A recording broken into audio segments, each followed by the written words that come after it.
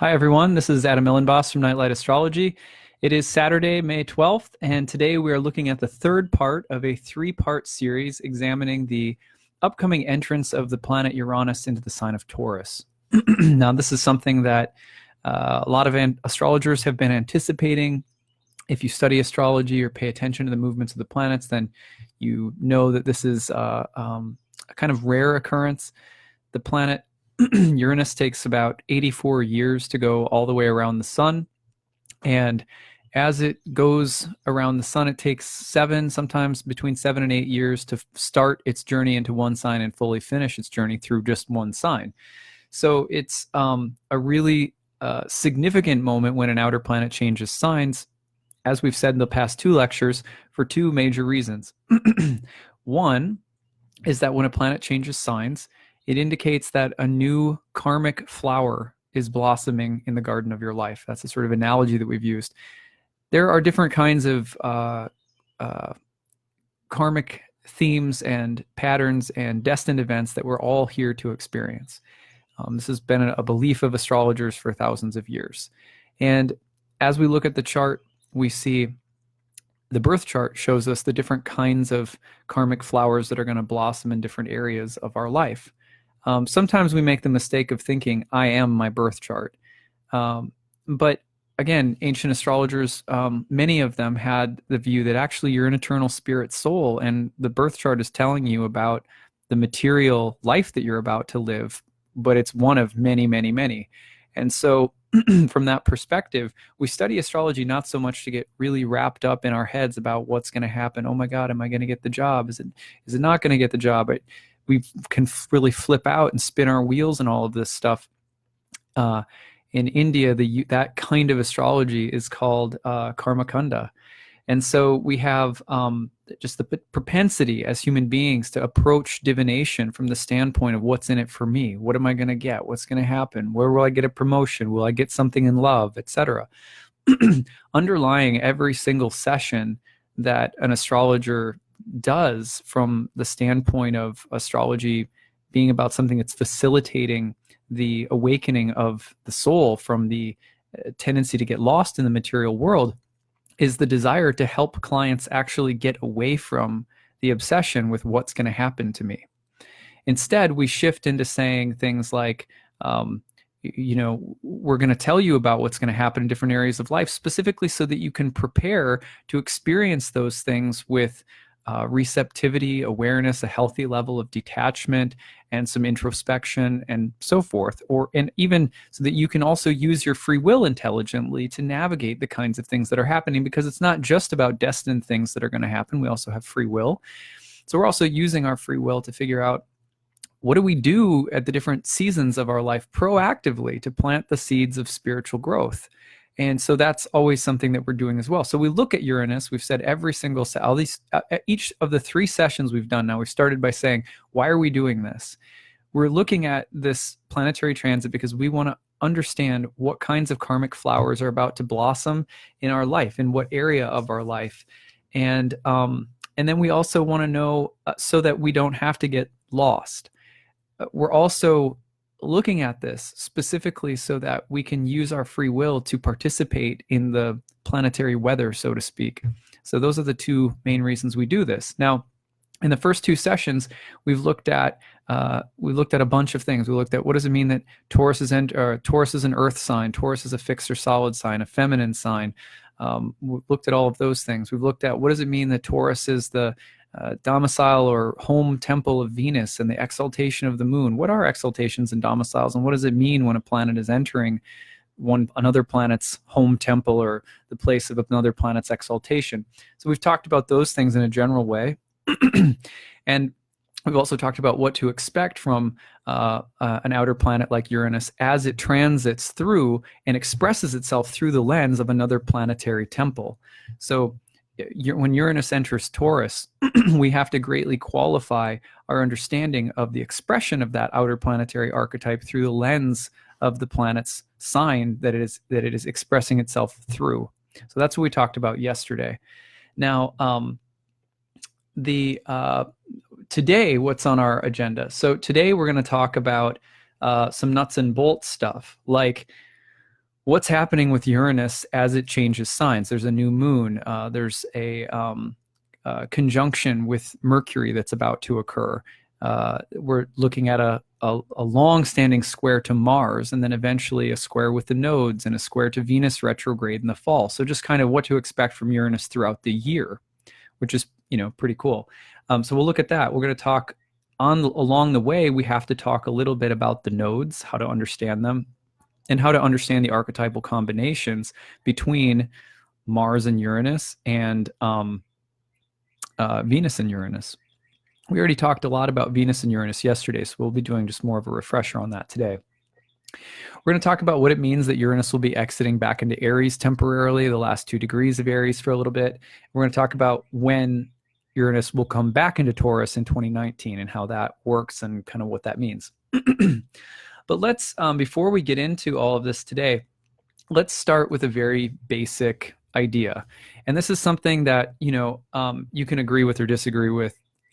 It's an area of ongoing exploration, I would say. But in every planetary, in every time you're talking about a planet in astrology, inevitably you talk about, well, what sign does it rule? And we talked yesterday trying to really clarify, what do we mean when we talk about rulerships? What are signs and how do they work? What was their original use and intention? And once we have that under our belt, we can also shift to this question, which I foreshadowed yesterday by saying, why should we not actually consider Uranus to be the ruler of Aquarius? And I want to try to make a small argument for this just to get your wheels turning and you can think about it. You can feel free to disagree with it if you just throw it out if you don't like it, it's fine. But here's the basic reason why. When you study ancient astrology, what you learn very quickly is that the way that the planets are assigned their domiciles and the way that they're spread out in the wheel is very intentional and is part of an elaborate relationship of meanings between archetypes and symbols. So when you look, for example, at the sun and the moon in a chart, they rule, naturally are said to be the rulers of their home signs are the moon is Cancer and the sun is Leo. Going out from there on either side of those 2 signs, you have Gemini and Virgo. Going out from there on either side, you have Taurus and Libra. Then you have Aries and Scorpio. And then you have Pisces and Sagittarius. And then you have Aquarius and Capricorn. So if you go out one sign flanking around the wheel from the moon and sun signs, you get to 2 signs on either side ruled by the same planet.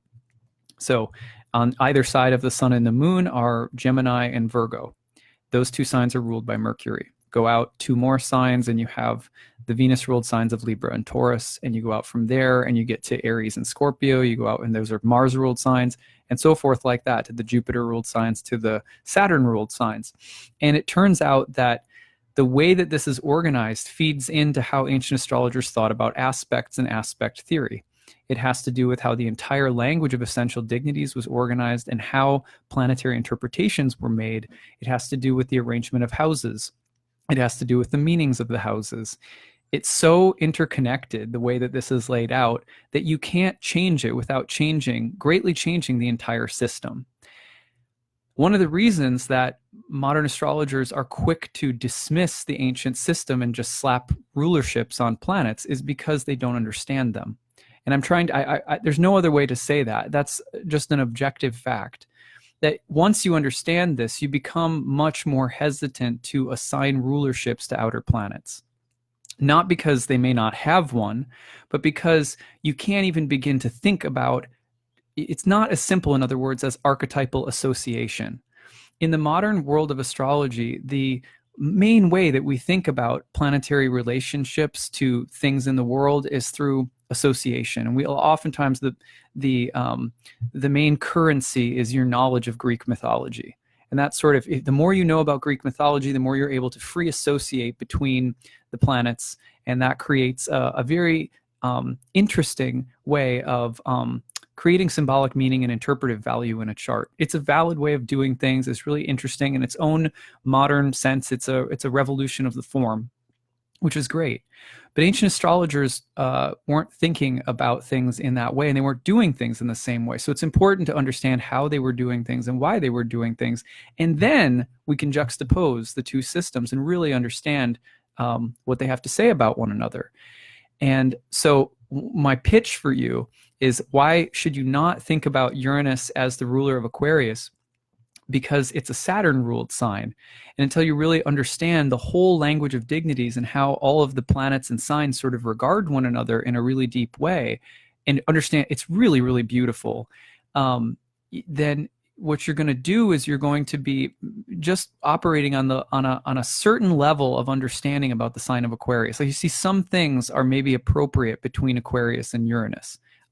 I can even admit that. Sure, there's some archetypal associations between Pluto and Scorpio, or Neptune and Pisces. Sure, but these, or the rush to say, well, this planet is the higher octave of that planet, or something like that. I encourage all of my students in my programs to just resist that temptation and really study the ancient language and system on its own. Here's what it's like. It's sort of like saying, if you imagine somebody saying, well,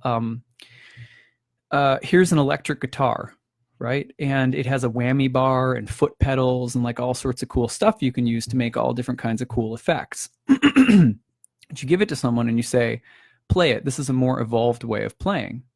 And they say, okay, I'll play it. But let's say that it comes time for them to enter into a cooperative or a musical group.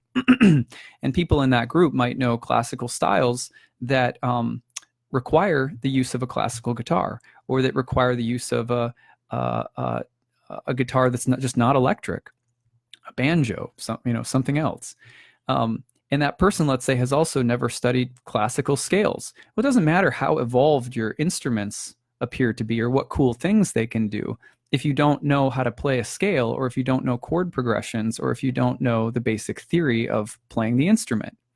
So my whole point in really emphasizing let's hold off on giving outer planets sign rulerships comes from the space of personally recognizing that within myself first, but then also within the field, most of the time, people who have an insistence upon the outer planets ruling signs don't have an understanding of classical form.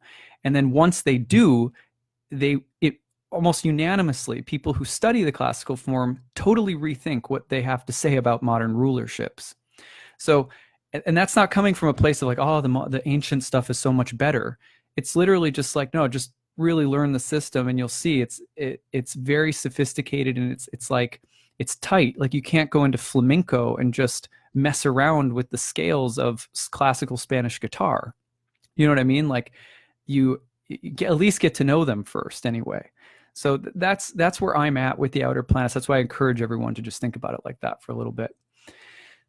So Uranus and Neptune and Pluto, in my opinion, all the outer planets have fundamentally different ways of expressing themselves in astrology than the classical planets. So it's the outer planets are undeniably powerful and beautiful symbols that we should definitely be using and getting to know.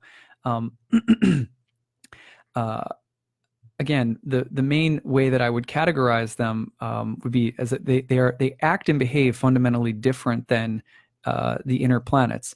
In some ways, I love what Robert Schmidt said about the inner planets or the outer planets in general, when he's the guy who was translating a huge body of the ancient Greek manuscripts when the sort of ancient astrology renaissance began in the 80s and 90s.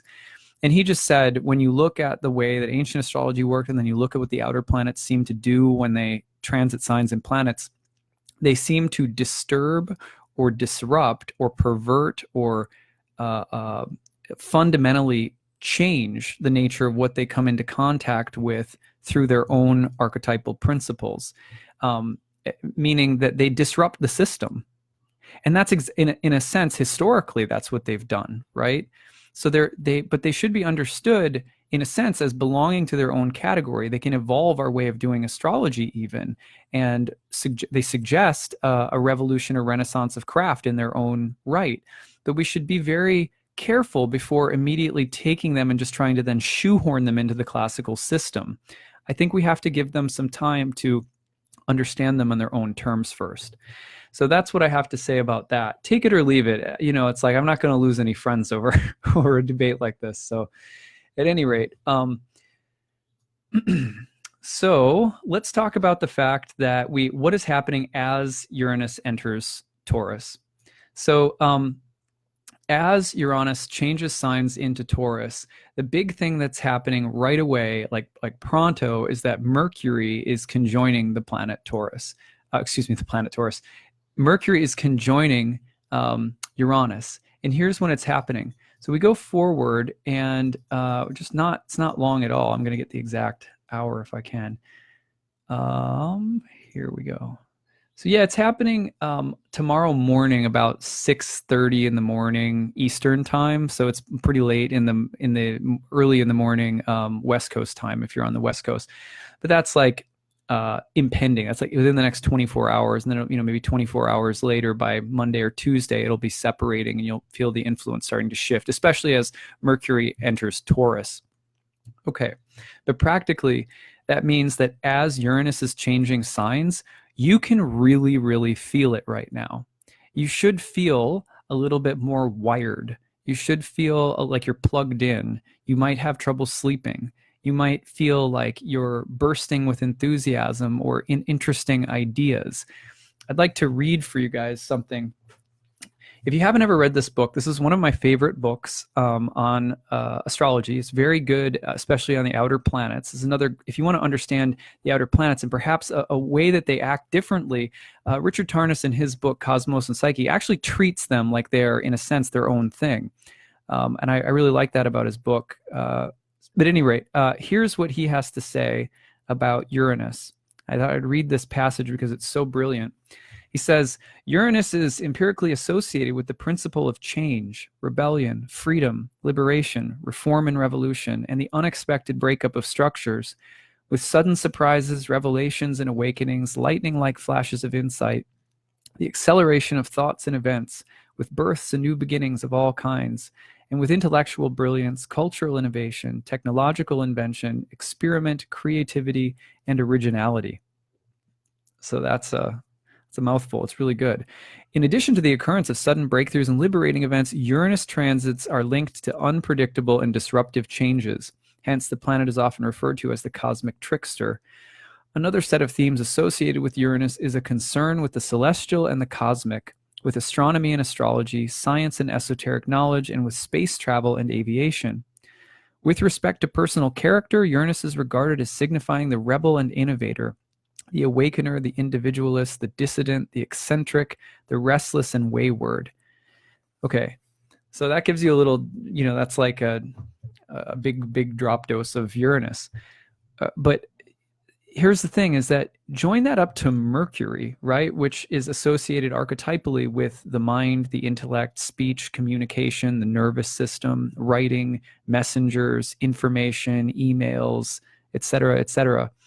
And basically what you have is the potential for a ridiculous amount of focus, innovative thinking, creative brilliance, flashes of insight that are able to be articulated spontaneously. I mean, so it's like I said, it's like you can be plugged in right now as Uranus is actually changing signs, which is pretty cool.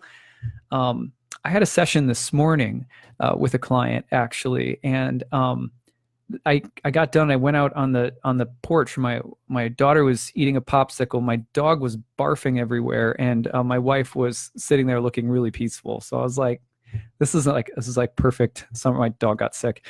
Perfect summer day, perfect spring day, and I go outside and I'm like, I feel like I must have looked like Doc. I don't have any hair, but like from Back to the Future with just like the white hair everywhere. I was just like, oh my God, the session that I just had this morning was crazy.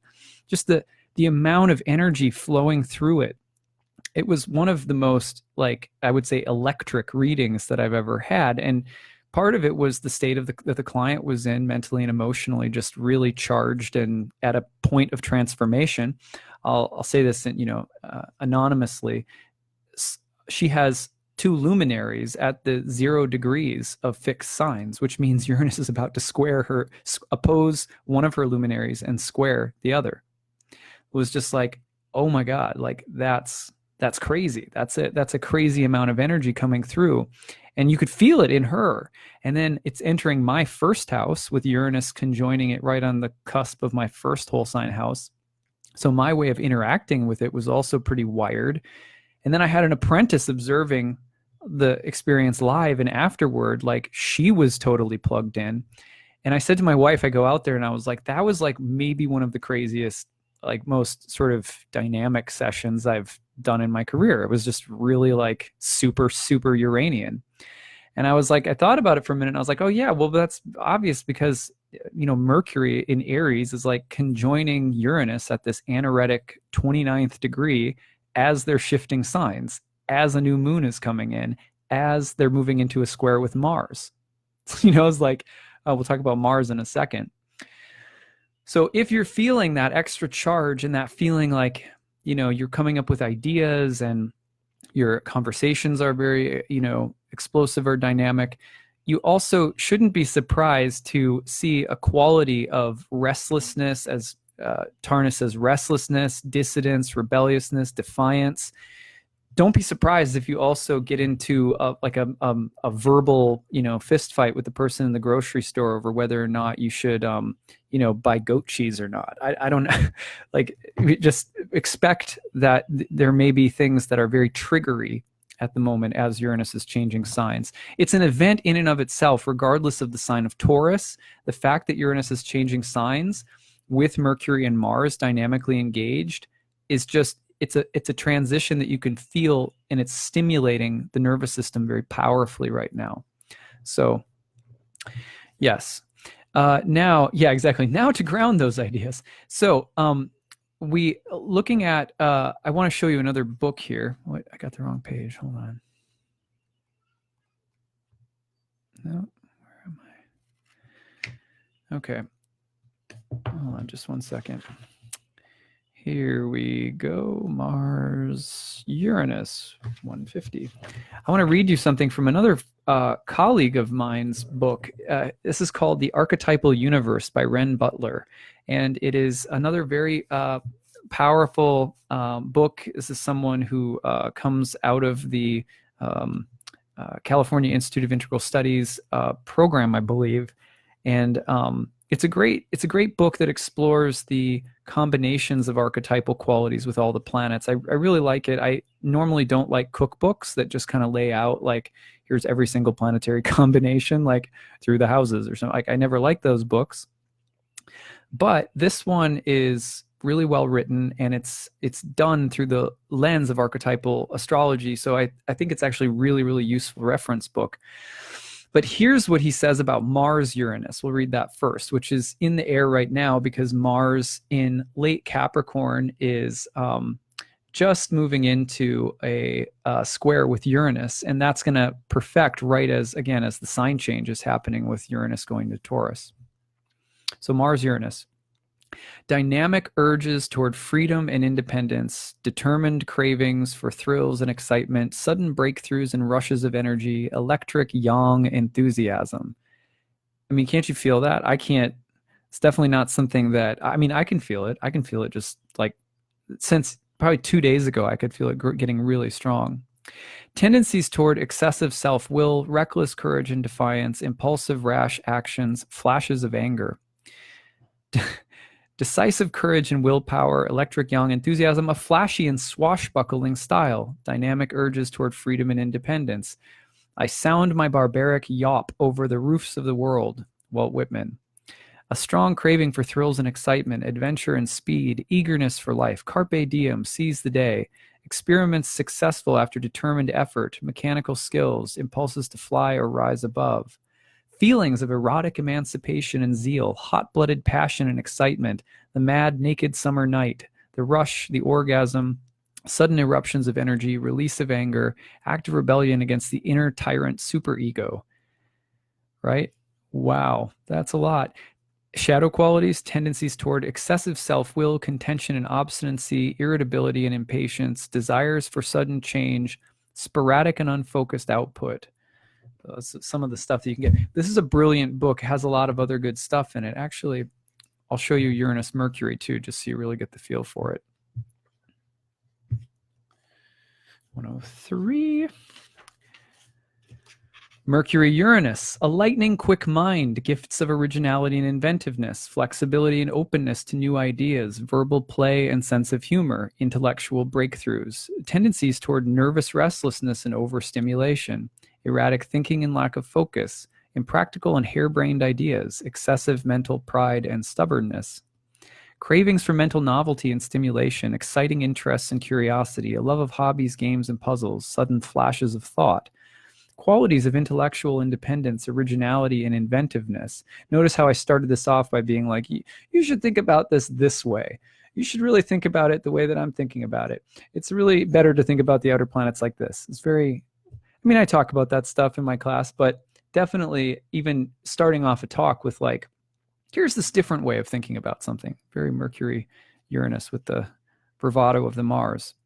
Where are we?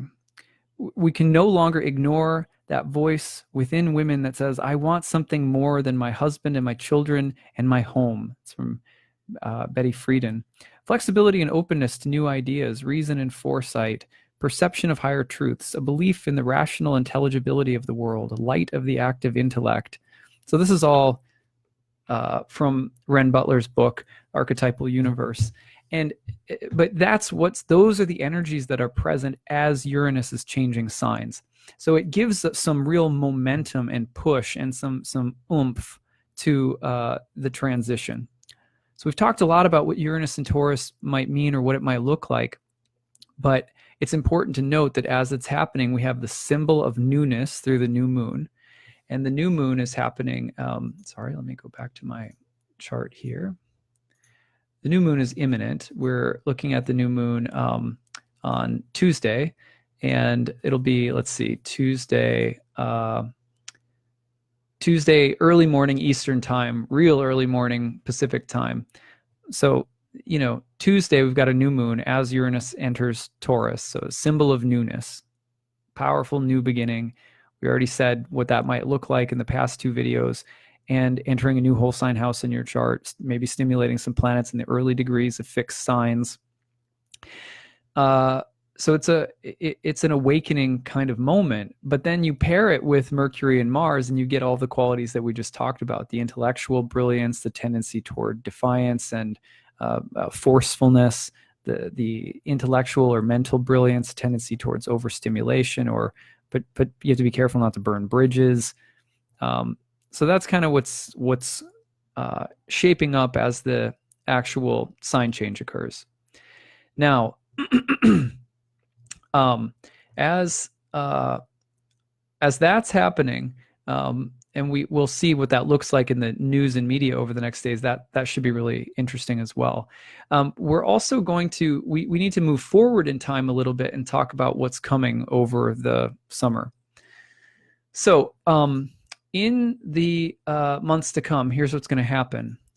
Mars is entering Aquarius, right? And then it's going to, right around June 9th, thereabouts, it's going to cross over a conjunction with the south node of the moon. After it does that, then it's going to, the very end of June, let's see here, I believe it's like the 28th. It's 27th, 28th. Mars is going to turn retrograde. It's going to turn retrograde at about 9 degrees Aquarius. And then over the course of the summer, it's going to move backward through Aquarius toward the south node of the moon again, which it will conjoin about the middle of July. It's going to do that as eclipse season is getting started, right? So we'll talk about that too. And then it's going to retrograde all the way back down to that second degree where Uranus is hanging out at 2 Taurus, and it'll square Uranus and Taurus around the beginning of August. Then it's going to dip back into it will dip back into Capricorn, excuse me, and then it doesn't turn direct until late August, like the 27th, 28th, something like that. Then it's going to go forward again, Mars, back into Aquarius, and it'll square Uranus one more time. And that'll happen toward the end of middle toward the end of September, right around the fall equinox. And then it'll push forward again and go over the south node again, right around the fall equinox as well. Okay, so as if that's not enough, at that same time, right just a little bit earlier, about September 11th, there about the 10th, 11th, Venus is going to oppose Uranus in Scorpio. And then Venus in Scorpio is going to get up to about the 10th degree and turn retrograde in October. And then it's going to go backward, and it's going to move backward through an opposition to Uranus and a square to the nodal axis, right? It'll dip back into Libra for a little bit, and then eventually it's going to come back through an opposition to Uranus and square to the nodes. So the rest of the year, if I had to lay it out simply, it looks like this. Uranus is going to enter Taurus, and then Mars, for a long period of time, is going to be in a square with Taurus and a conjunction with the south node. Then we're going to see the planet Venus going through an opposition to Uranus and squares to the nodes. And there's multiples of these for both of them. So like, that's the rest of the year. I mean, that's sort of the big astrology of the rest of the year. Throw into the mix that while Mars is doing his work with the nodes and Uranus over the summer, you have eclipse season. So like that's like the overview of the rest of the year. And that's, from where I'm standing, like that's, you know, especially with the planets as dynamic and as oriented toward change and disruption of the status quo, breakup of old structures, introduction of new things, also defiance and that swashbuckling, Mars forcefulness, and then throwing in Venus, which we talked a lot about Venus and Uranus yesterday, and you have quite a dynamic year ahead.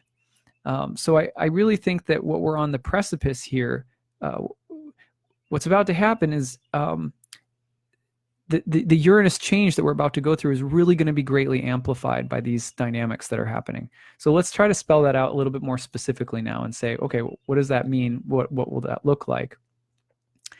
Well, first of all, as Uranus goes through the sign of Taurus, we already know that it has the potential to really disrupt structures in our life that are foundational and material. This is a fixed or solid earth sign. So we know that patterns of regularity and deep, earthy, solid material structures can be fundamentally challenged by Uranus coming in and just saying, let's do something different. And that can be, again, disruptive, sudden, shocking, rapid, etc. But then you throw in Mars in Aquarius, and you have a fixed air sign, which is very lofty and idealistic, and even dogmatic and somewhat rigid, with Saturn as the traditional ruler. And Mars in that sign can be a bit of a crusader, but a crusader for high and often very noble ideals. The one thing you have to remember about Aquarius as a Saturn-ruled sign and a winter sign is that you're dealing in some sense with things that are marginalized or outcast or outsider. The Saturn always held that role in ancient astrology, where Saturn is considered the outermost planet and is on the threshold between the sort of visible and the invisible. And as such, it is symbolic of reclusive individuals, people who are on the margins of society, outcasts, beggars, people who are impoverished or diseased or sick or poor, or thieves and murderers, and also monks, and etc. But also, Saturn was traditionally related to sectarians, people who were very much about it's this and not that, because Saturn is also about negation. So Saturn, if you ever met anyone whose basic way of saying what they believe in is by saying no to everything that they don't believe in, That's a Saturn kind of thing. So when you have Mars in a Saturn ruled sign and it's in this square with Uranus, then what you're looking at in Taurus is not only a change to fundamental material structures and things that are perhaps very physical, but you also have the idea of things that are outcast, marginalized, on the fringe, and or in the shadows, or potentially very sectarian on some level, or dogmatic, trying to exert their will into the kinds of changes that are happening. So it's it's the kind of transit where it's a great time for marginal ideas to make a comeback, or it's great time for, in fact, if you want to see a great example of this in the news today, of something marginal making a comeback, or something marginal sort of asserting itself and becoming more prominent, look at what Tiger Woods is doing. I check my sports news and my CNN for a couple minutes each day, and that's it. I looked at I don't know what Tiger Woods is doing right now. This could fall totally on my face. But when I last looked, I'll check right now to see.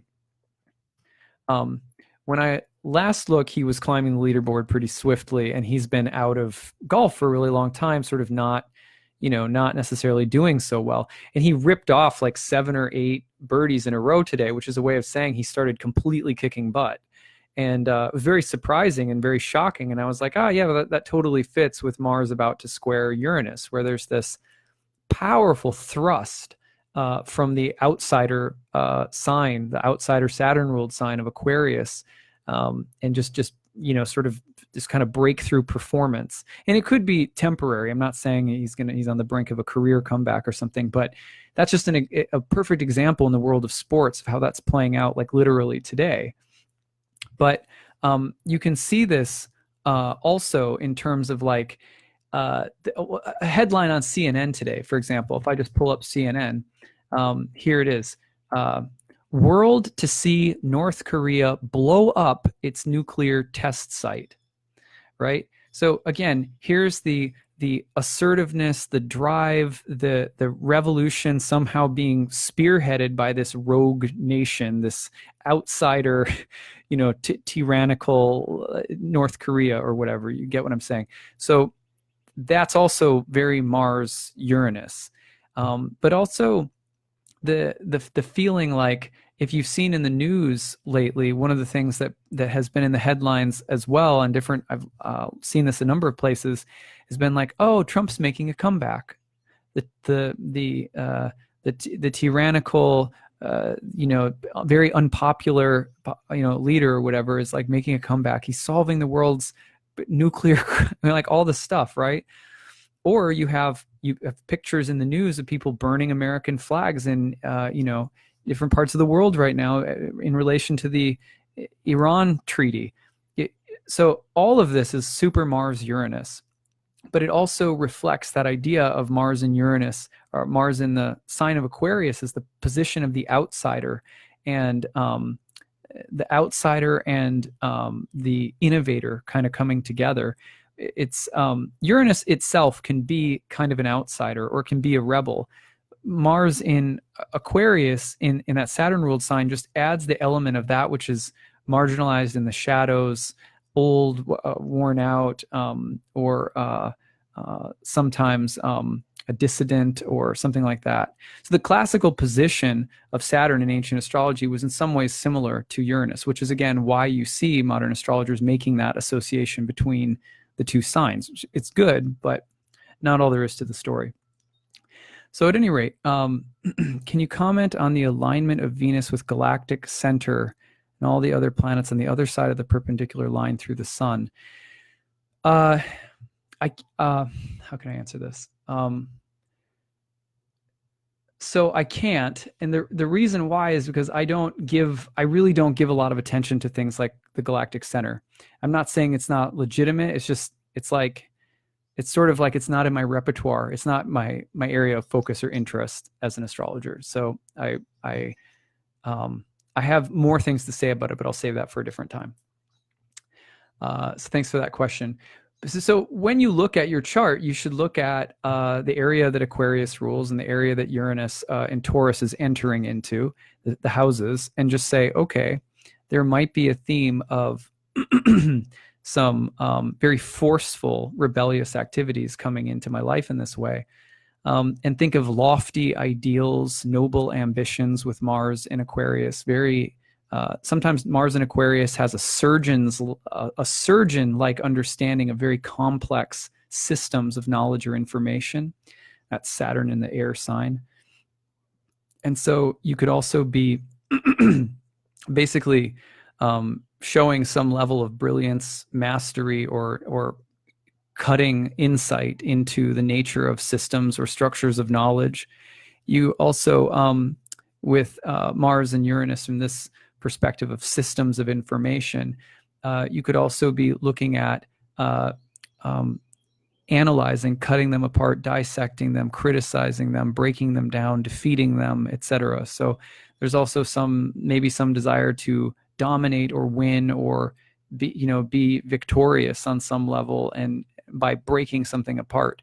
And that's exactly what you see, for example, on CNN, again, when you have world to see North Korea blow up its nuclear test site, the deconstruction, dismantling that's forceful and explosive of a previously existing system.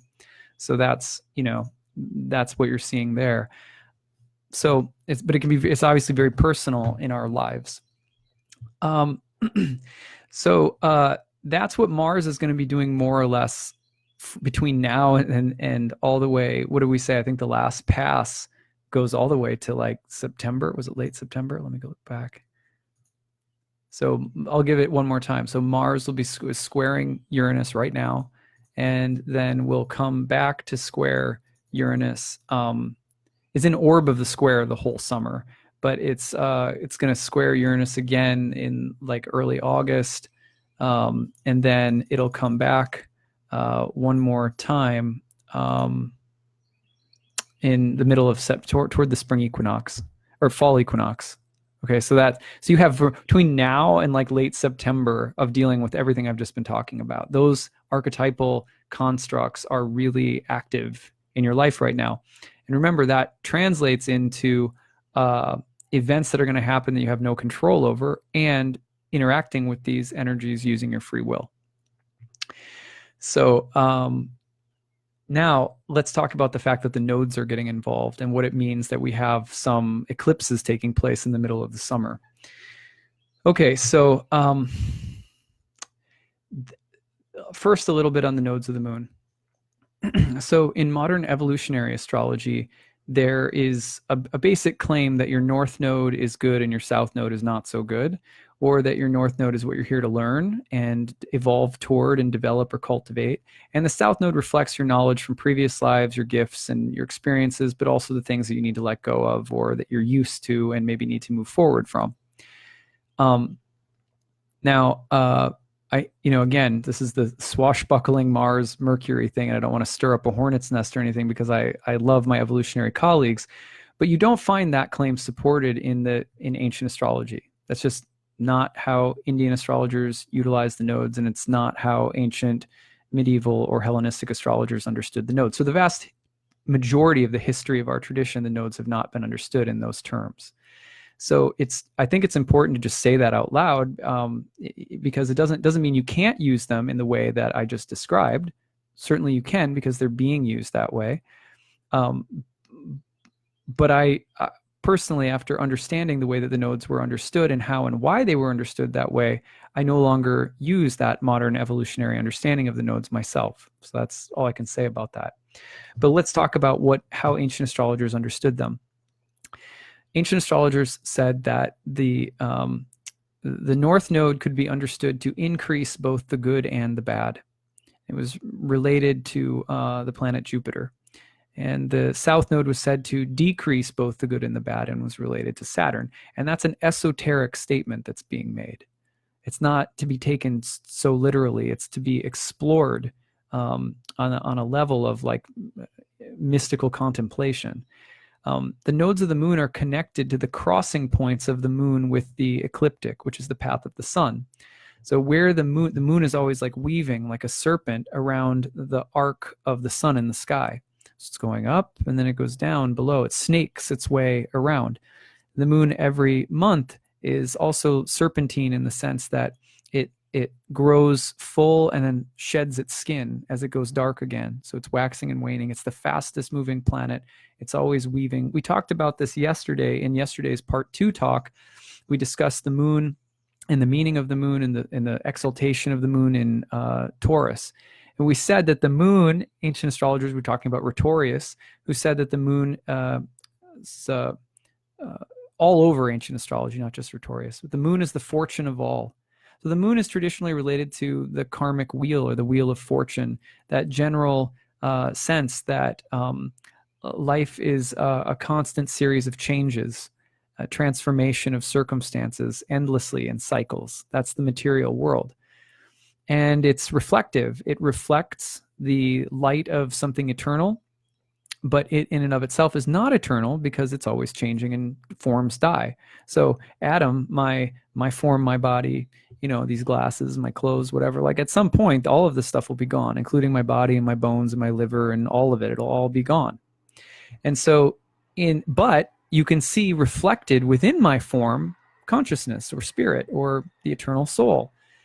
So the moon similarly is related to the vehicles that contain, carry, and reflect the light of spirit, but itself is not an original light.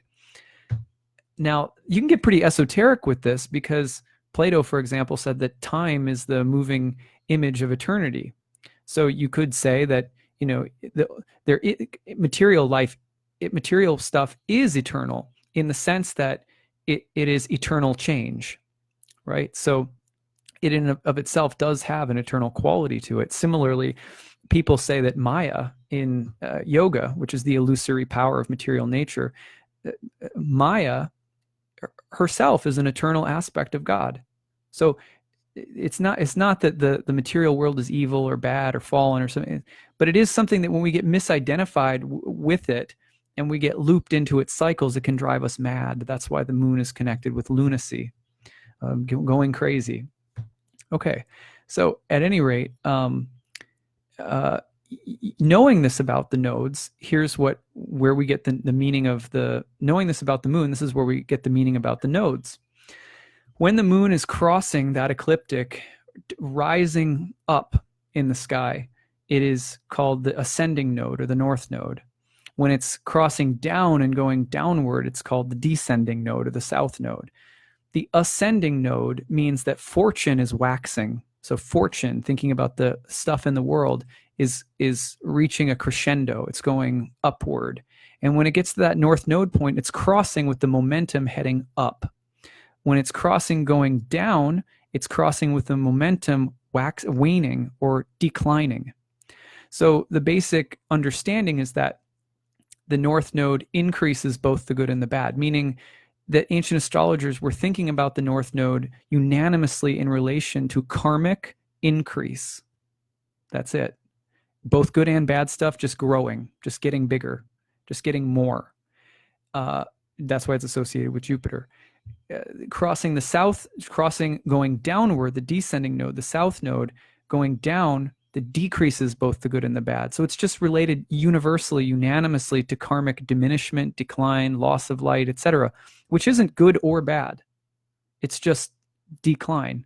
Rivers dry up, that's decline. Rivers flood and overflow, that's increase. So increase and decrease. You can think about them unanimously like that.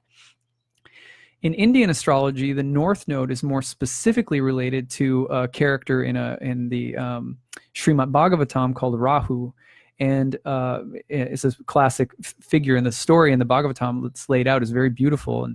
And basically in the story, the demigods are churning an ocean of milk trying to produce nectar, and they have to use this serpent to do it. And so some poison comes out, and they're trying to produce eternal nectar. Some poison comes out, and then Lord Shiva takes the poison in his throat to purify it. And then they're about to drink this eternal nectar after they've made it through this big, long process. But then the asuras come, like the demons come, and they're like, hey, we want some too. And so then God basically decides to set up a situation where he'll trick them so that they don't actually take any of the divine nectar. So he sets it up so he gives all of the demigods their drink of the nectar first, and they're drinking it, and then this particular asura comes along and perceives the trick that I'll feed the demigods first, then I'll feed you guys demons, the Amrita. I'll feed you guys next. And it's one demon's pretty sly, and he says, no, I know what this is all about. So he sneaks into the demigod section, wants a drink. And the Amrit comes to him, and he's about to drink, and then the Lord basically perceives this and comes forth in his in a feminine form and reveals himself to be the Lord, and takes the Sudarshana chakra, which is the weapon of time, and cuts the head of the demon off while the nectar is in its throat. Cuts the head off, and it's severed from the body. The head is Rahu, the north node, and the severed body that falls off is the south node, which is Ketu. And so what does that mean? Well, it means that the north node is eternally hungry, but never satisfied. Eternally hungry, but never satisfied, like a ghost. Like a ghost that keeps wandering, looking for something, craving something that it can't ever get, even though it has it right in its grasp. It can't ever bring it in and integrate it through the body. Whereas the south node is associated with the false, the body of the demon, so the false body being severed from the head and detached and cut off.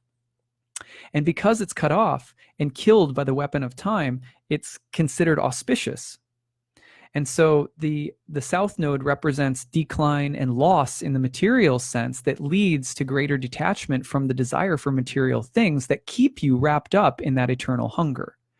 So for Indian astrologers, the south node is like, yeah, it's wrapped up in things that hurt and that involve suffering and loss and diminishment, but ultimately that suffering, loss, and diminishment leads you towards spiritual gain and enlightenment, meaning your source of happiness changes from material stuff to spiritual stuff, and that happens through material loss. That's why Indian astrologers say it's auspicious that you might lose things during a south node period, because it has the opportunity to lead to spiritual gain.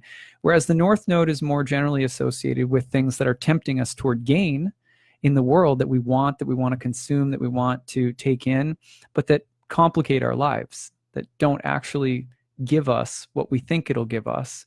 They can serve still as lessons for us, everything can, but it's usually through the realization that comes later that this didn't in fact make me happy, even though the north node is usually associated with gain, and it's more Jupiterian in that sense. So it's an interesting way of looking at it. You can look at it however you want to. Just think of them more generally associated with gain and loss in the karmic world. And remember that most ancient astrologers did not think you are your chart, right? No, the chart is describing this temporary material experience that you're about to have. And the more you get to know that, the more that you can safely go through that experience without getting lost. You can participate mindfully in it. So at any rate, that's a different way of thinking about the nodes. For me, it's been a much more constructive and honest way. That's just my own experience though. And I don't, I put that out there for people to think about, but I've had some of my favorite readings from my evolutionary colleagues. I think that they do fine work, and everyone's entitled to, slightly different take on these things. So at any rate, the point is that over the course of the summer, Mars and Uranus and then Venus in the fall are all not only going to be interacting with one another, but they're also going to be interacting with the nodes of the moon as eclipses are rolling through. So it's very important to it's very important to understand that the kinds of changes that are coming, especially with Mars hovering around the south node all summer, are really about greater. Sometimes it's going to be about forced revolutionary experiences of loss, decline, diminishment, letting go, simplifying, and doing so potentially with a kind of fervor, forcefulness, or swashbuckling Mars-like quality. That's kind of it. You're going to, in the mundane world, don't be surprised if you see loss, hardship, suffering, diminishment, et cetera, as part of the experience, and yet an increased sense of how temporary and ridiculous sometimes our investment in all of this stuff is. In other words, even though this is just a simple metaphor, but even though, in a sense, probably most people listening to this would agree, and I'm sorry if you don't, but most of us would agree, what a complete mockery of the White House our current president has made it. And I don't even legitimately, I'm wearing a criticism wristband, and I don't consider that a criticism. I consider that a valid, just simple observation. I think it's just true and honest. And yet there's probably in a weird way, for the sake of spiritual understanding and real vision about what's happening in the world, has there been any greater igniter that you can think of in recent memory in Washington? Do you know what I mean? Like, it's sort of just like poured gasoline on a fire that was already burning and been like, okay, you really can't deny that there's problems now. And I think that you can think about the South Node engagement with Mars and the square to Uranus a bit like that. There are like forced revolutions that are going to happen through a sort of exacerbated sense of the decline of morality, the decline of things. And that might be environmental. You might see things happening with the environment that really raise awareness like that are sort of terrible and forceful, and they sort of punch you in the gut a little bit. But there's also some sense of like, wow, I couldn't get clearer than that. You know what I mean? But then you will, with Mars Uranus, you'll have people digging their heels in and being defiant against change. So the funny thing is that even though Mars Uranus can be about revolution, especially through the South Node relation to loss, decline, and detachment, but you can also see this kind of numbness or turning off and getting willfully ignorant about it. Because the South Node is not just about spiritual enlightenment, it's also about decline and detachment. And so people can sort of forcefully deny the changes happening and just say, I'm not moving. And that can be the sort of Mars-Uranus stance. People sometimes think that Uranus is just unanimously about change and revolution, and it can be, but it's also, generally speaking, it's also about people who are dissident and go against things, and not necessarily because they have some great new idea to replace it with, but just to go against things. So I can't tell you, exactly what's going to happen, but these are some of the themes you could look for. Now, here's another thing to think about. You can also think about the Mars-Uranus transit over the summer as not just decline and loss and everything like that, but sort of the desire to force changes is not always a healthy one. So there might be a change that needs to happen. Diminishment might be coming, loss might be coming, simplification might be coming. But the way in which you do that, the spirit in which you do it, the tone in which you do it, etc., it's you have to, all of us, we have to be very careful. Again, I say this phrase all the time, but not to burn bridges, and we may be anticipating some sort of overhaul that needs to happen in our life. But if I remember correctly, it was William Lilly who says, when he's giving instructions to the young astrologer on how to talk to clients about astrology, William Lilly says, don't use harsh judgments if you see something difficult in a chart, but instead give it to them by degree. And then, and so it's important that, like, just because we see and feel something coming with astrology, that we remember that changes can happen by degree, and that the more dramatic we are about the astrology and how we're seeing it move in our lives or whatever, we have some awareness of it, doesn't mean we have to go and burn the house down. So let the changes happen as much as we try to force them. That's a good lesson for Mars. There's another, I think it's Firmicus Maternus, who was talking to he was writing his book, his famous book, and I'm going to forget the title, of course. Mathesis is written to a friend who's inquiring about the art of astrology, and he's telling him basically all sorts of the etiquette of the astrologer. And one of the things that he said is, basically he says, you don't want to, you don't need to, what is it? You don't need to try to force necessity. So in other words, when you're reading a chart and you see that something's going to happen, some dynamic is about to unfold in a client's life, that you don't try to force the matter.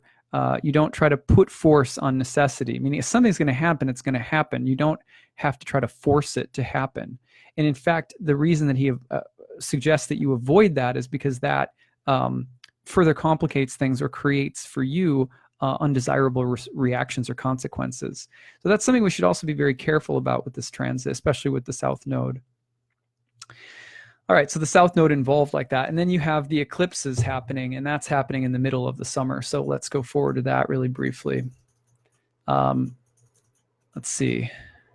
We get into it pretty, I mean, it comes in really strongly right away. I think it's July. I could be wrong about this. Any of my astrological colleagues have it on file, let me know. But I have it as a solar eclipse on July 12th. That the node is out of sign. It's about 16 degrees, so I could be wrong about that. But I think it's technically an eclipse. Anyway, it's going to be a powerful full moon because it's exactly opposite Pluto. And that's happening while Mars is retrograde and conjoining the South Node. So, that eclipse in middle of July is going to be super strong in that sense. It's really dynamic and transformative, and it'll bring up Cancer, Capricorn issues. A lot of times that comes back to the family and tribal and group dynamics and leadership and tradition, and those kinds of things come up. Because I feel like Cancer, Capricorn, as a Cancer Cap Sun and Moon myself, I feel like it's a very there's a lot of like tribal, nationalistic things that go on in there. But at any rate, okay, so here we go to the next one, which is a lunar eclipse that's happening very close to the nodes, while Mars is also square to the nodes and will be exactly opposite to the sun. And that's, looks like it's July 27th. That's a full moon lunar eclipse, right? So that's a big one. So another big thing with Mars in the South Node, it's like all summer long. And then finally you get the last one, and I think again it's going to be like 13 degrees away from the North Node, but you're looking at August 11th, I think it is, as the next new moon solar eclipse in Leo. And that's also opposite Mars in the South Node. The nodes are joining up with Mars again during that one, and Mars is pretty tightly square Uranus during that one. So it's like the kinds of change, the way of making sense of all of that briefly is just that everything that we just discussed about the kinds of forceful dynamic changes that Mars-Uranus implies, of the defiance and the rebellion and the dynamism. Imagine not only are they very strong, and not only is it especially potent with the South Node and North Node involved, but then you have eclipses rolling through in the same line. So these are big life lessons. But, when eclipses come, you're adding another whole amplifying factor into the equation. In a sense, in astrology, sometimes it's a matter of understanding the main archetype and then just seeing if there's anything that's sort of accenting. Like, here's the main display of fireworks, and then you have these eclipses rolling through during the main display of fireworks, which add like 5 or 6 more layers of fireworks. It just makes the whole thing stronger and more active. So does it change anything on a core level? It adds a real big South Node emphasis that has to do with decrease. The North Node eclipses, the North Node eclipse in August, the new moon especially in August, that one will be more about increase, generally speaking, because it's a new moon and it's situated with the North Node. But you have a lot of that theme of decrease, diminishment, simplification, purging, detachment, dissociation, letting go, getting out, pushing away, all of that, and doing so with a certain kind of force and vigor with Mars. And then you have it again, square Uranus, suggesting overall that there's these big and deep structural changes that are happening. So Uranus will back out of, last thing on our list today, Uranus will back out of Taurus, and will do so, sorry, I think it's November, it's early November. Yeah, it's early November, and then go into 29, 28 Aries over the course of the next few months, and then we'll shift back into Taurus on March 5th, March 6th. So you have an interlude between November and March where the last 2 degrees of Aries are getting highlighted by Uranus again. And then it'll pop back in, at which point you're going to feel that same stimulation because guess what?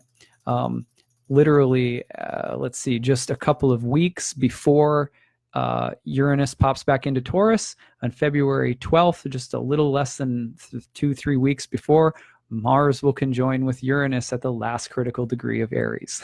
Right? And it'll do so square to the nodes of the moon. And then it pops into Taurus like February, Mars goes into Taurus mid-February, and then Uranus goes into Taurus at the very beginning of March. Woo! Right? You can almost like right now, just it should feel, listening to all this should sort of feel like you just went for a ride in like an astrological Ferrari down an empty freeway. It's like, just like, oh my God, it's a lot.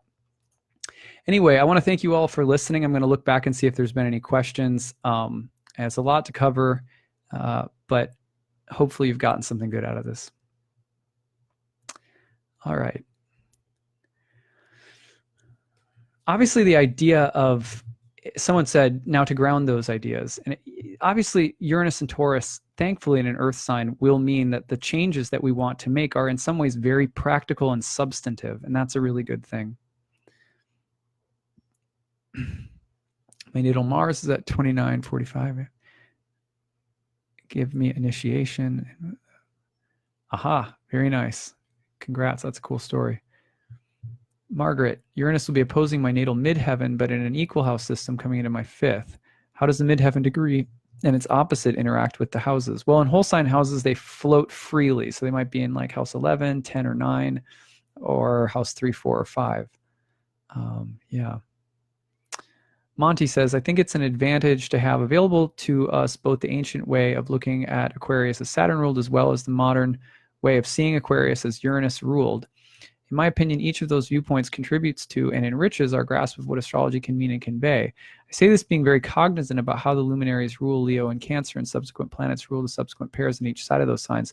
But the new rulerships add new nuances and new experientially validatable and demonstratable concrete types of events which conform to the outer planet's symbology. To merely dismiss them as some proponents of the inner planet rulerships, only proponents, nuances that can be totally missed if we limit ourselves to the inner planet only doctrine.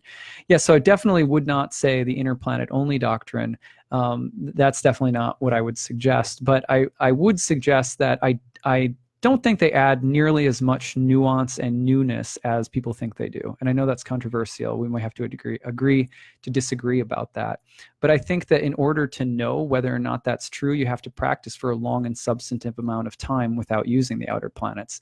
I think most of the time, no offense, Monty, I'm just trying to be honest, most of the time, people who hold the view that you have never practiced for a long period of time without the outer planets. So that's the only thing I would add, is that I would say, I would just challenge you to look at practicing from a traditional standpoint for several years without the use of outer planets as a main way of practicing, and see if you still feel the same way. And if you do, then I think that's really good, and I would be much more prepared to hear the arguments at that point. But as it stands now, I find this particular line of argumentation unconvincing after myself having spent several years without using the outer planets, except for in very certain capacities, and seeing that the way that ancient astrologers read is in many ways it's lost. It's the nuance that ancient astrology had is lost. It's much more sophisticated than just the pairs of signs on the way that the wheel is organized as well. It's an entire very vast language that I think we need to relearn, because I think most modern astrologers don't know it. That's my honest opinion.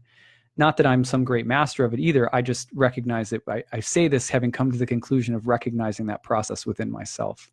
So that's all I can say. But again, as I always say, like I would never lose friends over any of this. So it's good to debate this stuff. The North Node is eternally hungry. Oh, yeah, I think that's a good way of looking at it. Now, and by the way, go back to Monty's point just a second. That absolutely doesn't mean that I don't believe that Uranus is a super valuable planet to look at. I wouldn't be spending so much time with it if I didn't think it was its own thing.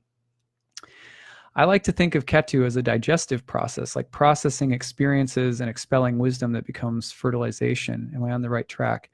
How can I? Yeah, the North Node. I would say both the North Node and South Node are a bit like a digestive process. I feel like Ketu it's not just about processing experiences of the North Node. That's the point that I would want to make, is that Ketu is about its own. Ketu has its own set of experiences that are very different from Rahu's. It's not just like, well, Rahu gets this and then Ketu digests it and comes out with the wisdom. I feel like sometimes it's simplified that way. And Ketu needs to be understood as its own entity in a sense, even though it has this very intimate connection with things happening with the North Node. And I do think a digestive metaphor is like appropriate. Ketu experiences are often just totally distinct and not necessarily related to Rahu. So I'll just say that. But you know, that's such a nuanced response. I apologize. If I had some charts, I'd show you some examples. But Jake, Adam, I'm back in New York where we met all those years ago. Love this series. Good to see how you've evolved and grown as a thinker and speaker. Thanks, Jake. I remember that. You came to my apartment. We did a reading. That was really fun. Ra. Oh, hey, Ra. Good to see you, man. Ra and I were hanging out in India not long ago. Uranus squares the nodes as they change signs on election day, November 6th. Looks like Congress changes hands. Very, very brilliant. Yeah. I could see it also as the resistance of the status quo. Yeah, I don't know. Sometimes I'm more pessimistic, but I hope that you're right about that. Spencer says Mars in a fixed sign could contribute to that stubbornness to change also. Yes. Yeah, exactly. North and South Node hemisphere location alter influence of the nodes. No, because the orientation of the system is from the Northern hemisphere. It's a symbolic divinatory system. So the orientation of it is not meant to be taken literally. In my opinion, we should be thinking of if you're going to participate in Western tropical astrology, then you're participating in a astrological, astronomical system whose orientation, the whole language, is oriented through a particular place on Earth where it originated, and you can participate it from within that system from anywhere. You don't need to take the literal astronomy of your location into consideration to do it. Just like you can use tarot cards anywhere. But at any rate, it doesn't matter if you are from medieval Europe or not to use the Rider-Waite images. That's how I think of it. But again, another topic people have debate about. Let's see. Heading over to AYA UAC Facebook meetup. Thanks, Adam, for everything you do. Great. Thank you all for joining. I hope that you guys have a very lovely entrance of Uranus into Taurus. And I look forward to writing more about all this stuff and doing some more video blogs over the course of the next months. And so we'll all go through it together. Okay, so have a very nice day, everyone. Take care. Bye.